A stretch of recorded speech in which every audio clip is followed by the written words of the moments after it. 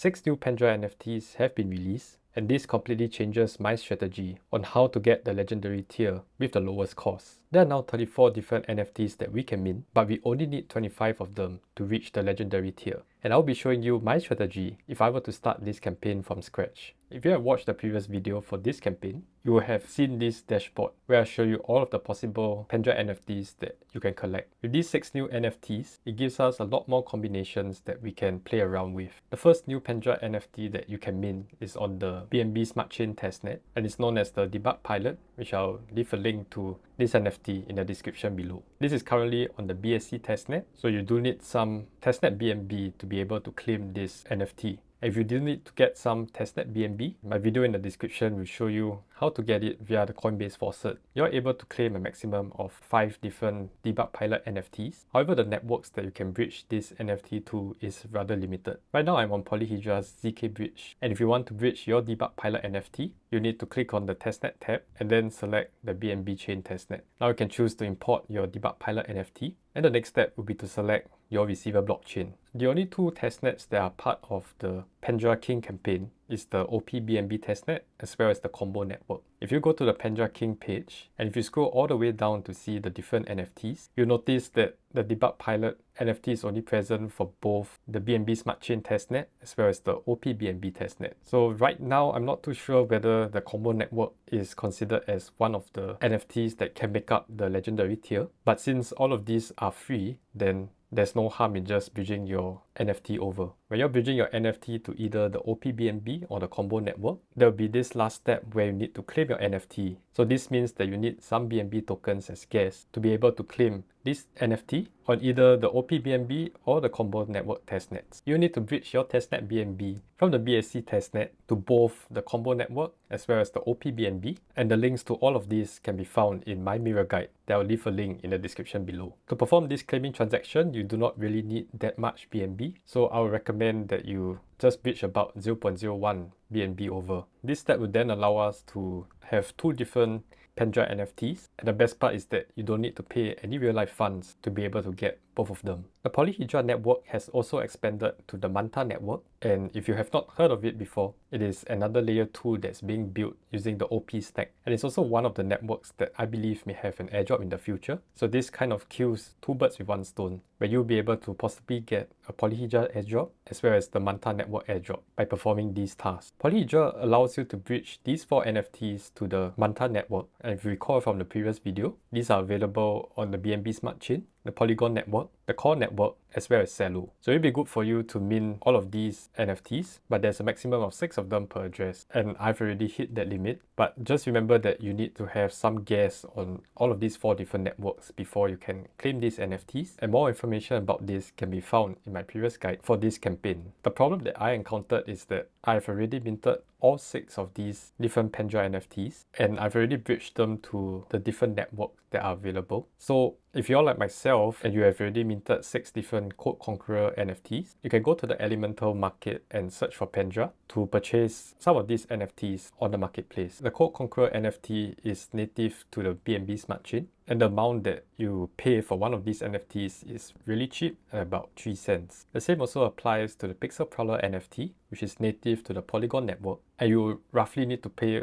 only about 1 cent worth of Matic to purchase this NFT. There are other variants of the Pandora NFTs that you can purchase on either the BNB Smart Chain or the Polygon network, which includes the Melody Maven NFT. And this is actually native to the Core network. You may notice that the price of purchasing one of these NFTs is more expensive at about $1 worth, because this also accounts for the bridging fee that's being used when this NFT was bridged from the Core network to the BNB Smart Chain. The same also applies to the Eco Guardian NFT, where it is native to the Celo network, and we'll be paying about $1 to purchase this NFT from the marketplace. This depends on how much funds you're willing to pay for this airdrop, but for myself, I'm only going to buy the Code Conqueror on the BNB Smart Chain as well as the Pixel Prowler on the Polygon network, as they have the cheapest fees. Now I have both the Code Conqueror and Pixel Prowler on the BNB Smart Chain and the Polygon network respectively, and now I'll need to bridge them over to the Manta testnet. Before you perform these bridging tasks, you may want to make sure that you have some Ethereum on the Manta layer 2.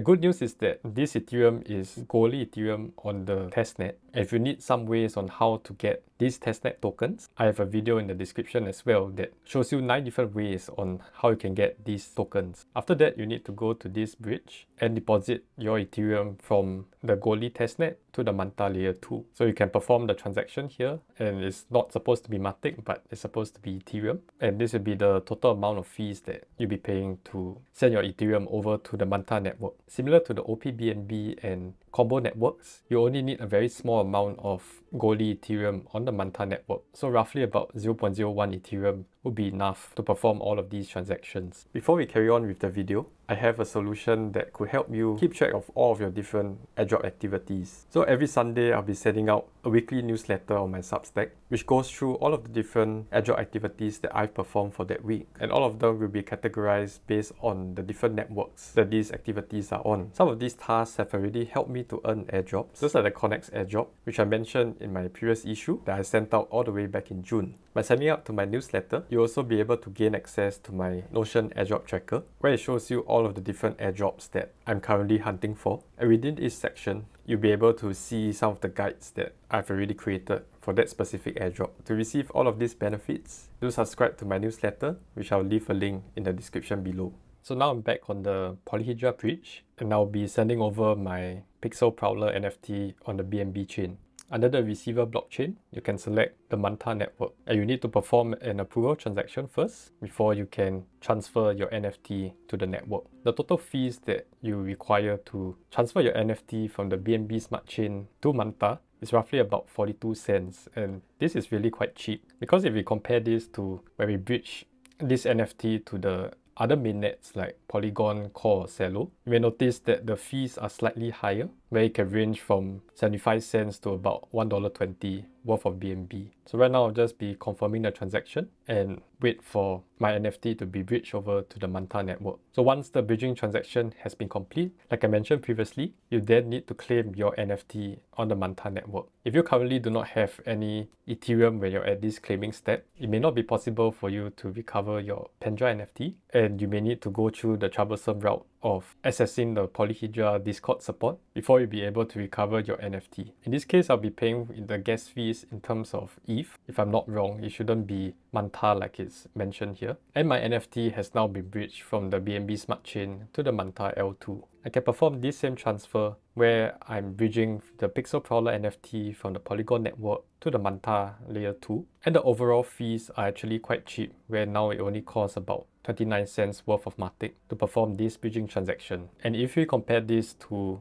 the other bridging fees that I've incurred for the other transactions, it's also pretty cheap when comparing it with both the OPBNB and Combo testnet. Similar to the BNB Smart Chain, you also need to claim your NFT on the Manta network after you bridge it from Polygon, and you need to pay a very small amount of gas fees. So it's also possible for you to perform these steps on both the Core and Celo NFTs, where you'll be able to bridge your NFT directly to the Manta Pacific testnet. Again, the fees that you incur should be lower compared to when you're bridging to another mainnet network. For all of the bridging transactions that I've performed, in general, if you're bridging from the mainnet to the testnet, like for example, if you're bridging from the BNB Smart Chain to the testnets like Combo, OPBNB, and Manta, the amount of fees that you're paying in BNB will be much cheaper compared to if you were to bridge your NFTs to the mainnets like Mental, Celo, Core, or Polygon. So if I were to start this campaign completely from scratch, the main thing that I will prioritize would be to bridge the 4 different Pendra NFTs to the testnets first. So for example, let's say for the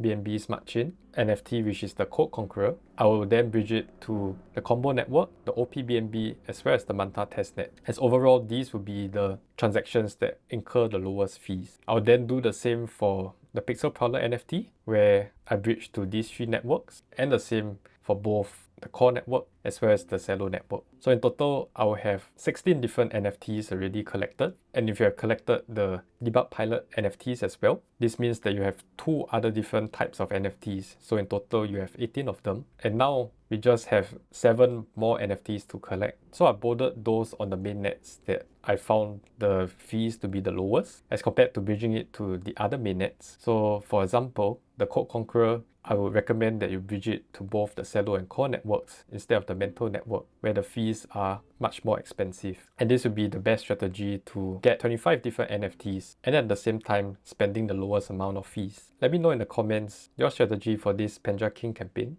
And do let me know as well if you have found a more efficient way to reach the legendary tier. By performing all of these different bridges, you're actually performing transactions on the Layer 0 network as well. And my video here will show you even more steps that you can perform to qualify for the Layer 0 airdrop.